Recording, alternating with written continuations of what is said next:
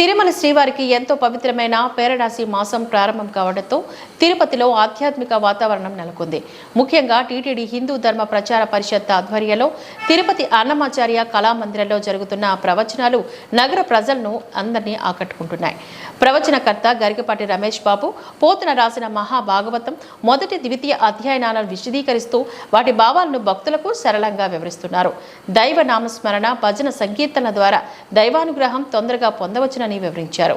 ఈ ప్రవచనాలు ఇంకా 3 రోజులు ఉంటుంది.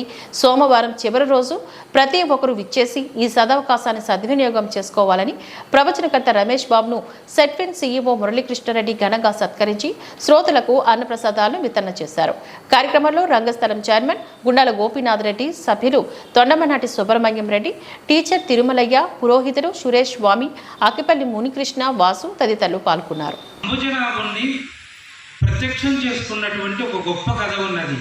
దీనిని ధ్రువోపాఖ్యానం అని అన్నారు.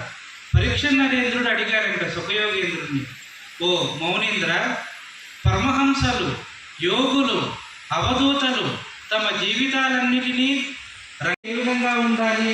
రామకృష్ణ పరమహంసలు వివేకానంద అయితే చెప్తాడు, నీటిలో ఉండేటటువంటి ఒక చేప ఆ విధంగా పరితాపం చెందుతూ ఉంటే భగవంతుడు అనేవాడు వస్తాడంట. ఆయన ఏ రూపం నుంచైనా వస్తాడంట. ఒక బిడ్డ యొక్క ఆక్రందన తల్లి హృదయానికి సోకినంత మాత్రానే. తిరుమల తిరుపతి దేవస్థానాలు హిందూ ధర్మ ప్రచార పరిషత్ ఆధ్వర్యంలో ఈ నెల 21 నుంచి 30వ తేదీ వరకు ఆంధ్ర మహాభాగవతం 10 రోజులు ప్రవచనం జరుగుతుంది.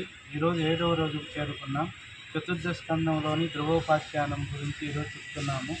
ధ్రువుడు విష్ణుమూర్తిని ఏ విధంగా తపస్సు చేసి ప్రత్యక్షం చేసుకున్నాడు. మధురమైనటువంటి భక్తిమయమైనటువంటి సన్నివేశాలన్నీ ఈ ఘట్టంలో ఉంటాయి. ఇంకా 3 రోజుల పాటు ఈ కార్యక్రమం జరుగుతుంది.